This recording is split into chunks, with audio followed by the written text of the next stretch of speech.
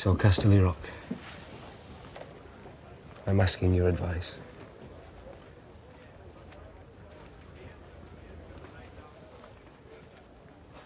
We have enough men? If Walder Frey cooperates. If Walder Frey cooperates.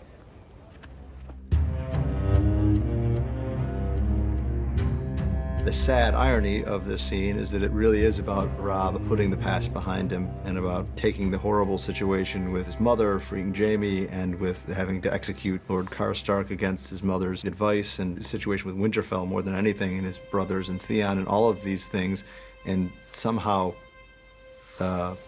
getting beyond them without forgetting them and moving on to the next chapter and moving on to the task at hand, which is to defeat the Lannisters, to take Casterly Rock, and to force them to a truce. I think in his mind, they both made political mistakes, even though he's so glad he married Talissa and loves her so much. Certainly, politically, that was a bad move, and certainly in his mind, releasing Jaime was a terrible move, but now it's time to move on because they really only have each other. You know, these are the only two Starks together other than Bran and Rickon, and he needs his mom's counsel at this moment, and he needs his allies more than ever, and he's got no stronger ally than his mother. And I think a part of him is thinking, well, maybe this is a pretty audacious plan, and so if she says this is lunacy, then maybe it is lunacy.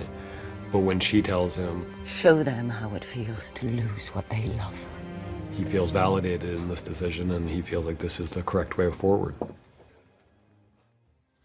Don't worry, they're still there. I know they're still there. You check every 5 minutes like you're afraid they're going to move. I'm not afraid. Of course you are. You're almost there. And you're afraid you won't make it. The closer you get, the worse the fear gets. He understands that she's afraid, and he knows why she's afraid, and he's right. I mean, she's gone through such hell right from the moment where she saw her father beheaded up until this moment. And she's gone through things that no young person or anybody should ever have to go through, and finally the light is at the end of the tunnel or across the river, as the case may be, and she feels like she's finally can dare to hope for something good to happen to her again. And this is somebody who's gotten so hardened and all but lost any hope that something good can happen to her. She's very wary of letting herself feel too much because feeling too much only leads to pain in her experience. And she doesn't even want to really believe it yet because it just seems so unlikely that something good could possibly happen to her, because it's been so long since anything good has happened to her.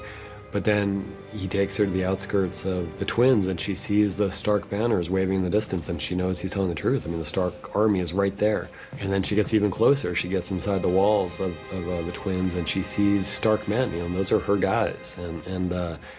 And she hears those northern accents, you know, that she hasn't heard in a long time, and she's within, 10 yards of safety, and then it all goes horribly wrong. Too late. Your Grace, I feel I've been remiss in my duties. My king has married, and I owe my new queen a wedding gift.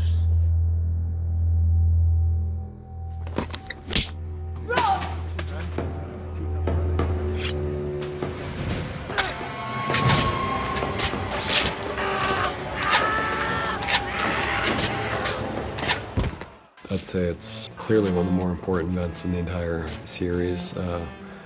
Everything changes after this point. It's kind of the end of the Innocents, you know. It's Ned's death was so pivotal at the end of season 1, and everything changed from that point. And even though there have been many big moments since then, there's nothing that compares to the Red Wedding. So it's all different after this. This was an event that was not only from the books, but it was one of the primary reasons that we wanted to make this show. We thought that this was getting to the Red Wedding for us was such a major milestone and such a source of trepidation because, yeah, it's a shocking scene and a shocking moment, and it's also completely inevitable in hindsight, which I think is one of the things we loved so much about it from the beginning, and one of the things that makes for so much great drama. I mean, so much great drama and so much great storytelling is completely surprising when it hits you, and then if you go back and you read it again, you go back and you watch it again, you are asking yourself the question, how could I have missed that this thing was coming? You know, all the clues are there, and certainly you knew that Rob was heading into a dangerous situation, but somehow your guard drops and it looks like, hey, this might have a happy ending.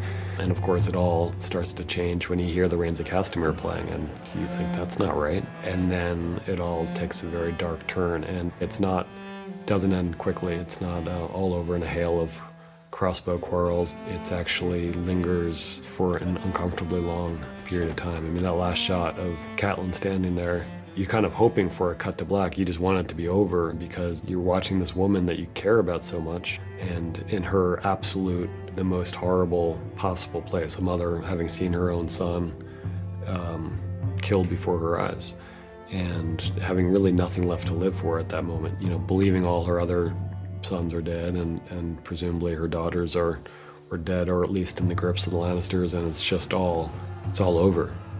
At this point, I feel like the world of the show has definitely announced itself as a world where, like in our world, where these horrible things do happen to good people, and the heroes that you want to see come out on top and triumph don't always come out on top and triumph.